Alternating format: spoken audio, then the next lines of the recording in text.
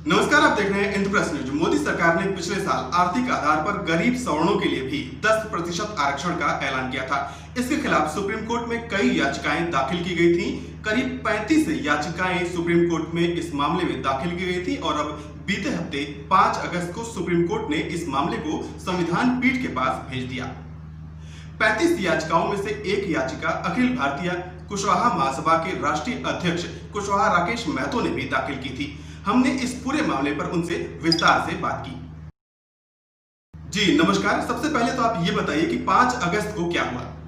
5 अगस्त को हम लोग को याचिका पर सुनवाई हुई और सुनवाई के बाद 5 सदस्यीय संविधान पीठ को, कॉन्स्टिट्यूशन कमेटी को रेफर किया गया है।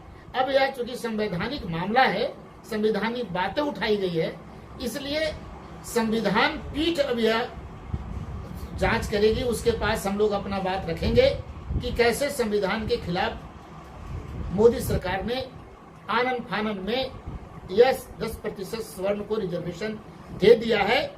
और यह सुप्रीम कोर्ट के चीफ जस्टिस 5 सदस्यों को यह गठन करेंगे। इसके बाद उसमें हम लोगों की बात रखी जाएगी और वहां से फैसला होगा। अपनी याचिका में आपने क्या मांगे उठाई थी?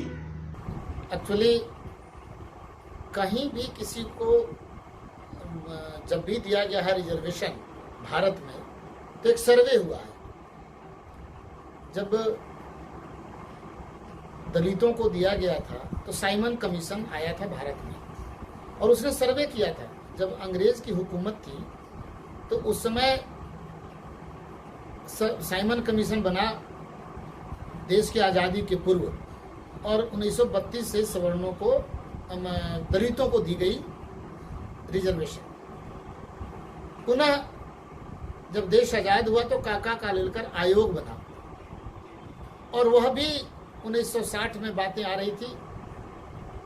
पिछड़ों को 60% रिजर्वेशन देने के लिए काका कालेलकर आयोग ने सिफारिश की थी, लेकिन यह मामला दबा रहा।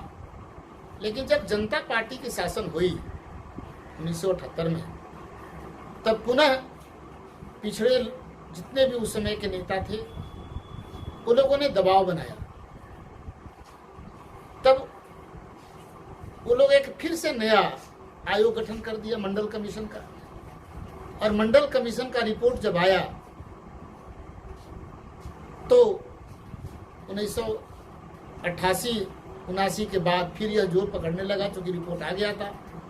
और अंततः माननीय वीपी सिंह जी प्रधानमंत्री उस समय थे, उन्हें मंडल कमीशन पारित किया था और कुछ लोगों ने उसके खिलाफ सुप्रीम कोर्ट गया था और वहां से सुप्रीम कोर्ट से जीत करके मंडल कमीशन 27% लागू हुआ।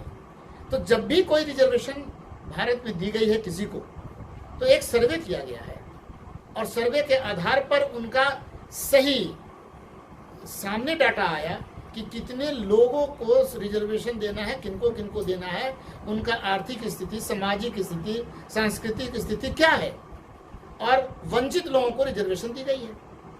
आप सवर्णों को आर्थिक आधार पर मिले 10% आरक्षण को गलत क्यों मानते हैं? मैं साफ कहना चाहता हूं कि सवर्ण 10% है ही नहीं जिनको रिजर्वेशन की आवश्यकता है, क्योंकि पूरे राज्य में ब्राह्मण या राजपूत को विभिन्न राज्यों में पहले ही से रिजर्वेशन है।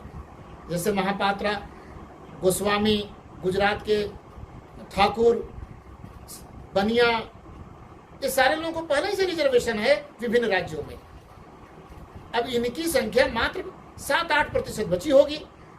आप सर्वे करा लेते, सर्वे करा करके आप दे देते, लेकिन इन्होंने ऐसा नहीं किया। तो जिसकी जितनी आबादी है लाभान्वित होने के लिए, उससे ज्यादा उनको हिस्सेदारी दे दी गई। यह पूरे हम लोग बैकवर्ड हैं, हम लोग को नागवार गुजरा है और हम लोग, चूंकि यह न्यायपालिका की बात है, जुडिशरी की बात है, इसलिए हम इसके खिलाफ गए हैं और हम लोग न्यायालय के पास गए हैं और बताए हैं कि इस तरह से सरकार ने गलती की है, संवैधानिक अवहेलना की है, इस पर देखा जाए। इसलिए मैं सुप्रीम कोर्ट में गया हूं। जी, हमसे बातचीत करने के लिए आपका बहुत बहुत धन्यवाद।